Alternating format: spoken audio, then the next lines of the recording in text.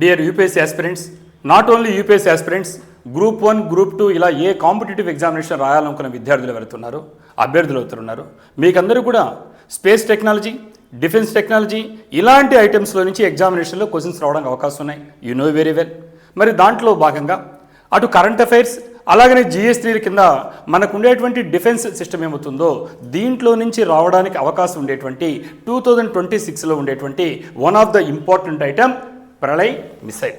ఈ ప్రళయ్ మిసైల్ గురించి ఇవాళ మనము ఈరోజు కరెంట్ అఫైర్స్లో భాగంగా మాట్లాడుతున్నాం. మీకందరూ కూడా మిసైల్ అంటే తెలుసు, ఎందుకంటే ఆల్మోస్ట్ మీరు ఎగ్జామ్స్కి రెడీగా ఉన్నారు. ఒక యుద్ధానికి సిద్ధమైనటువంటి అభ్యర్థుల్లాగా ఉన్నారు. యుద్ధానికి సిద్ధమైనటువంటి అభ్యర్థులకి నేనేం చెప్పాలి? ఎస్, అయినా మాట్లాడుతున్నాను. మిసైల్ అంటే ఏంటి డెఫినేషన్?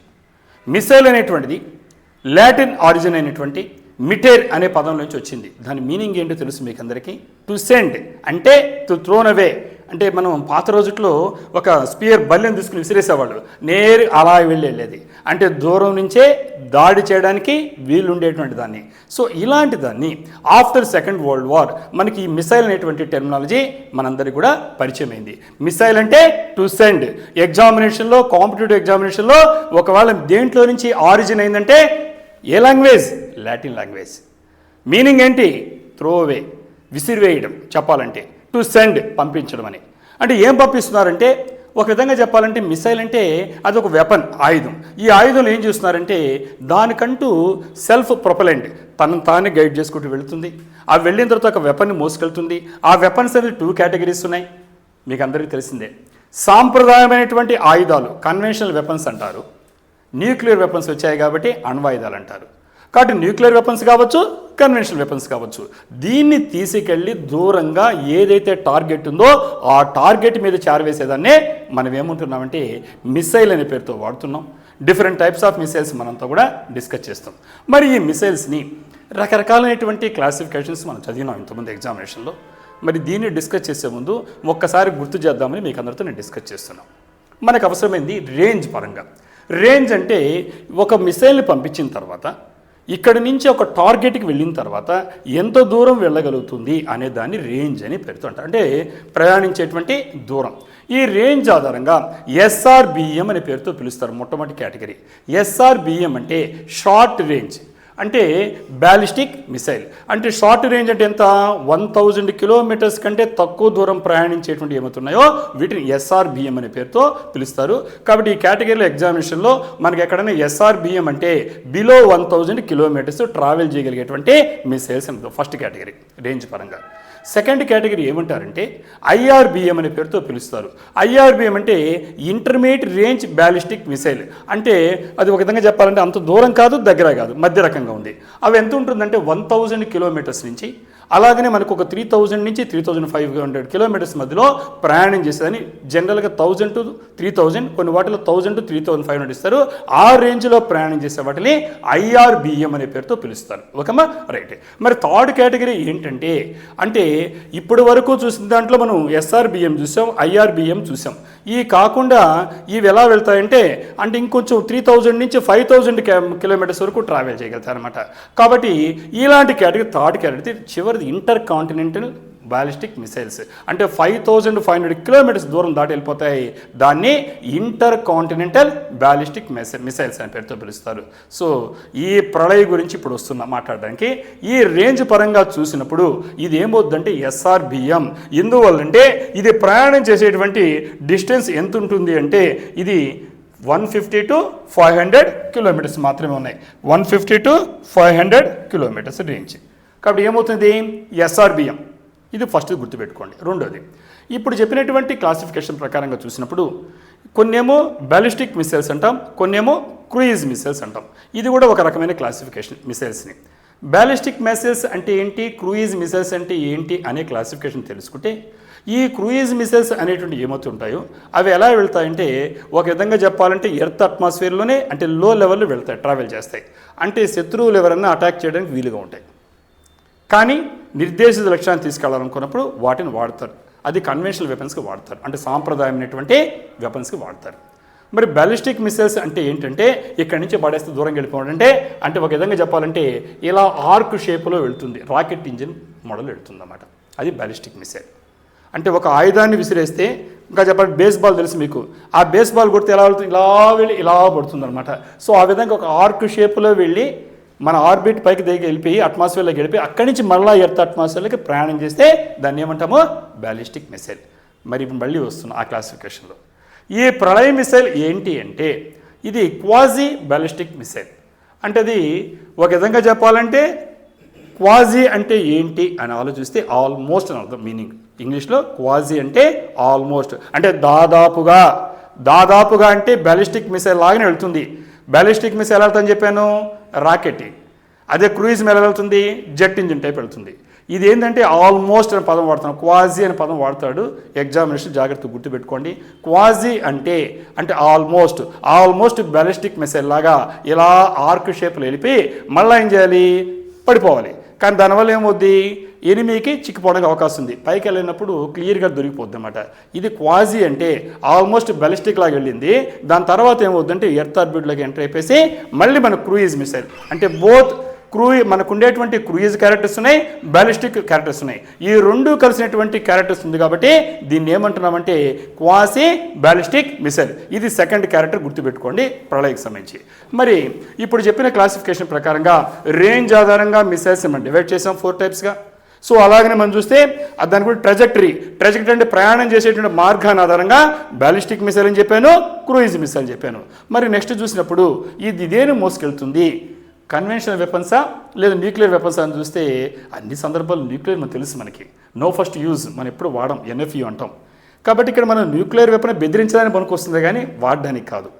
గుణపాఠాలు తెలుసు మనకి జరిగిన చరిత్రలో.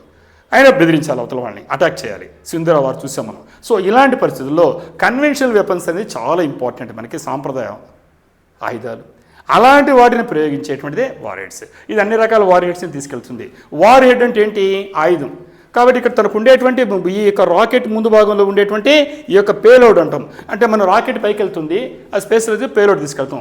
ఇక్కడ మిసైల్ ఏం చేస్తుంది, అది ముందరుండే పేలోడ్లో ఇది ఆయుధాన్ని తీసుకెళ్తుంది, మనుషులు తీసుకెళ్లకుండా. సో ఇలాంటి పేలోడు ఎంత తీసుకెళ్తుంది అంటే ఇది 350 నుంచి 1000 పేలోడ్ తీసుకెళ్తుంది. 350 to 1000 kgs అంటే ఒక టన్ను. 350 నుంచి 350 kgs నుంచి 1000 పేలోడ్ తీసుకుంది. ఇది కూడా ఇంపార్టెంట్ పాయింట్ మీకు, ఎంత తీసుకెళ్తుంది. కాబట్టి రేంజ్ ఇంపార్టెంట్, పేలోడ్ ఇంపార్టెంట్. ఏ కేటగిరీ అంటే SRBM అని గుర్తుపెట్టుకున్నారు, క్వాజీ బ్యాలిస్టిక్ మిసైల్.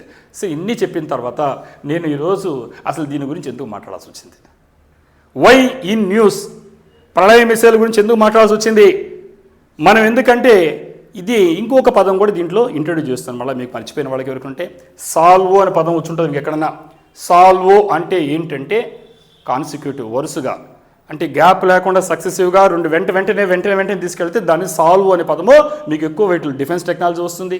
సాల్వో అంటే వెంటనే వరుసగా ఆయుధాలు ప్రయోగించడం కెపాసిటీ ఉండాలి. మనం చూస్తుంటాం బాహుబలిలో ఇలా తీసి ఇలా వేస్తుంటాడు, అర్జునుడు బాణాలు వదులుతుంటాడు, దాన్ని సాల్వో మెకానిజం అంటారు. అంటే బాణాలు వరుసగా వెంటనే సంధించేటువంటి కెపాసిటీ ఉండాలి. ఈ విధంగా ఇది సాల్వో కింద కేటగిరీకి వస్తుంది. కాబట్టి ఇటీవల చూసాం, మనం న్యూ ఇయర్ జరుపుకునేటప్పుడు అర్లీ 2026 అంటాం, తొలినాళ్ళలో మళ్ళీ సక్సెసివ్గా 2 టెస్టులు ఒరిస్సాలో ఉండేటువంటి మనం చాందీపూర్ కాండించి అక్కడ మనం 2 వరుసగా ప్రళయ యొక్క మిసైల్స్ని ప్రయోగించాం. అనేకసార్లు ప్రయోగించాం. వరుసగా నిర్దేశిత లక్ష్యాల్ని ఎక్కడ గురి తప్పకుండా ప్రెసిషన్ అంటారు, ఖచ్చితంగా 30 మీటర్స్ లోపల ఉండాలి, కరెక్ట్గా యాక్యురేట్గా వెళ్ళి అటాక్ చేయగలిగింది. సో సాల్వో అంటే వెంటనే.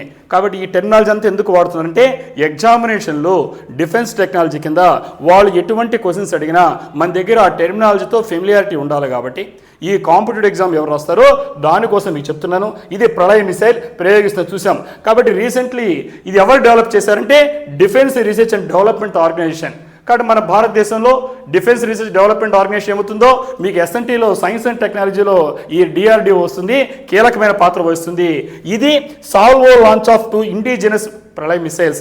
ఇండిజినస్ ఇక్కడ స్థానికంగా తయారైనటువంటి 2 మిసైల్స్ని సాల్వో లాంచ్ అన్నాం, వెంటనే ప్రయోగించింది. అలాగే దీనికి ఉండే వాటిలో ఇప్పుడే చెప్పాను, సాలిడ్ ప్రొపలెంట్ అంటే దానికి ఉండే ఘన ఇంధనమా ద్రవ ఇంధనం ఇంపార్టెంట్.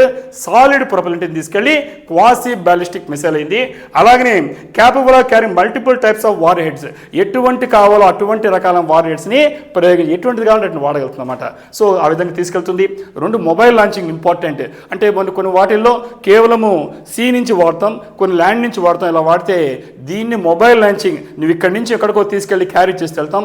అలాగనే మనం చూసినప్పుడు దీన్ని కెనిస్టరిక్ ఫీచర్ అంటాం. కెనిస్టరిక్ అంటే ఒక టనల్ లాగా, ఒక ట్యూబ్ లాగా ఉంటే మనం క్యాప్సూల్ వాడుతుంటాం, దాంట్లో మెడిసిన్ ఉంటుంది.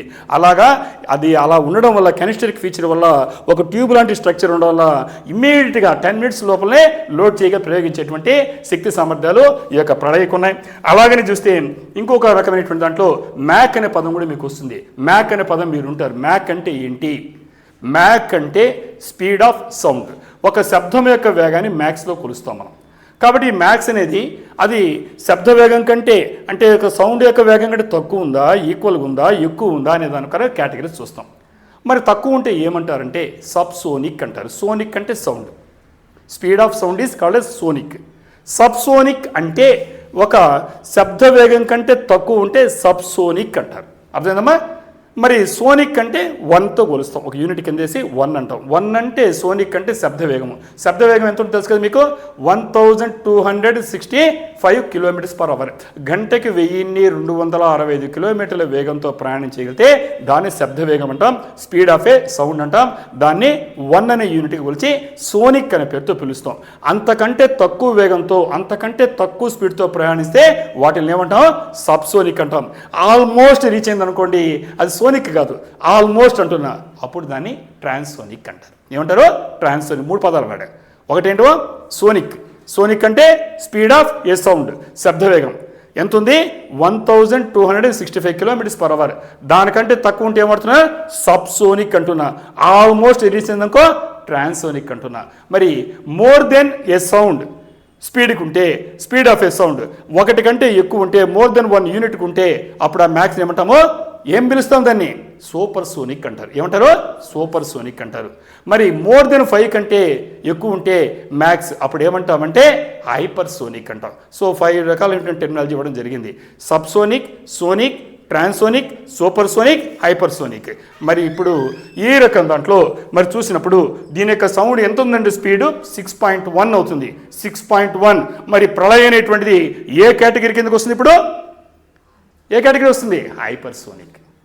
అంటే ఈ టెక్నాలజీ ఎందుకంటే ఎగ్జామినేషన్లో ఆబ్జెక్టివ్ టైప్లో ఎంసీక్యూ ఇచ్చినప్పుడు ఈ యొక్క బేసిక్స్ తెలియకపోతే, ఈ యొక్క టెక్నాలజీ తెలియకపోతే తప్పులు చేయడానికి అవకాశం ఉంది. కాబట్టి మీరు తప్పు చేయరు నా విద్యార్థులుగా నాకు తెలుసు. ఎందుకంటే మీరందరూ డాక్టర్ గిండి సైన్స్ ఎక్కడ చదువుతున్నారు.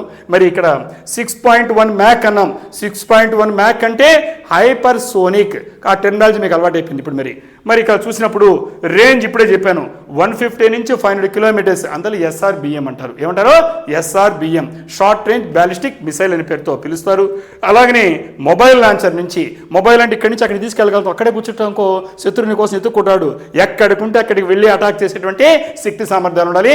అందులో మొబైల్ లాంచర్తో కూడా తీసుకెళ్ళి అందులో కెనిస్టరిక్ ఒక క్యాప్సూల్లో ఏ రకంగా మెడిసిన్ పెడతామో ఆ విధంగా ప్రొటెక్టివ్గా ఉంటుంది. కాబట్టి మళ్ళీ ప్రిపేర్నెస్ తక్కువ టైంలోనే లాంచ్ చేయడానికి, 10 minutes అటాక్ చేయడానికి అవకాశం ఉండేటువంటి మరి మిసైల్ ఇది. It ability to change it's path. అన్నిటికంటే ఇంపార్టెంట్ ఎందుకు మాట్లాడుతున్నాను? మెన్యూవర్స్ అంటాం. అది మనం ప్రయోగిస్తాం, ఎలా వెళ్తుంది సడన్గా చేంజ్ చేసుకుంటుందన్నమాట.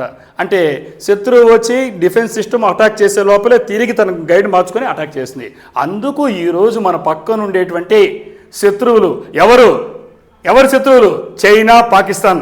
ఆ 2 యొక్క గుండెల్లో రైలు పరిగెడుతుంది ప్రళయ్ మిసైల్. అందుకే ఇప్పుడు రాబోయేటువంటి రిపబ్లిక్ డే పరేడ్లో కూడా ఇంతకుముందు గతంలో పరిశీలించాం. ఈ రోజు కూడా మేరా భారత్ మహాన్ అనే పేరుతో గర్వంగా సగర్వంగా ప్రపంచానికి చాటి చెప్పడమే కాకుండా శత్రువుల గుండెలకి సవాలు విసురుతుంది భారతదేశం. కాబట్టి ఇది చాలా ఇంపార్టెంట్. ఎందుకంటే ability to change the path, అది ప్రయోగించిన తర్వాత తను గబక్కని కళ్ళు కప్పేస్తుంది శత్రువులకి ఉన్నటువంటి. అది ఎక్కడికి వెళ్తుంది, ఏం ప్రయోగిస్తుందంటే అక్కడ ముఖ్యంగా శత్రువుల యొక్క రాడార్ కేంద్రాలు కావచ్చు, ఎయిర్ బేస్లు కావచ్చు, మన సింధూర్ ఆపరేషన్ చూసాం. ఇలాంటి వాటిలో ముఖ్యంగా వాళ్ళు తిరిగి మీద అటాక్ చేయకుండా అక్కడ ఎయిర్ బేస్ కావచ్చు, సెంట్రల్ కమాండ్ కావచ్చు, రాడార్ కావచ్చు అటాక్ చేయాలి. ఈ అటాక్ చేయడానికి ఉపయోగిస్తుంది. అందువల్ల ప్రళయ యొక్క గొప్పతనం చూసాం. మరి ఇలాంటి దాంట్లో ప్రపంచంలోనే మన భారతదేశం అప్పుడు అలాగా లేదు, ఇప్పుడు ఎలా ఉందంటే ఒక 4th పవర్ఫుల్ మిలిటరీ కంట్రీ ఏదంటే దట్ ఈస్ భారత్. ఎందుకంటే అమెరికా, రష్యా, చైనా తర్వాత 4వ స్థానంకి ఉంది. మొదటి స్థానానికి కూడా ఎగబడి ఖబర్దార్ జాగ్రత్త, నా భారతదేశం వైపు ఎవరన్నా కళ్ళెత్తి చూస్తే మీ సంగతి చూస్తాను అని హెచ్చరిక చేసే స్థితికి వచ్చింది. అందువల్లే భారతీయులంతా రిపబ్లిక్ డే జరుపుకోవడం కాకుండా మీరు కాంపిటేటివ్ ఎగ్జామ్ రాసేటువంటి వాళ్ళు, అది యూపీఎస్సీ కావచ్చు, గ్రూప్ 1 కావచ్చు, గ్రూప్ 2 కావచ్చు, కంపల్సరిగా ఇలాంటి క్యారెక్టర్స్తో వచ్చేటువంటి ఈ యొక్క మిసైల్ గురించి ఎగ్జామినేషన్లో అడగడానికి అవకాశం ఉంది. కాబట్టి దీని గురించి కూడా బాగా చూడండి. మరి మీరందరూ కూడా మరొక్కసారి మన తొందరలో మనం రిపబ్లిక్ డే జరుపుకుంటున్నాం. మేరా భారత్ మహాన్.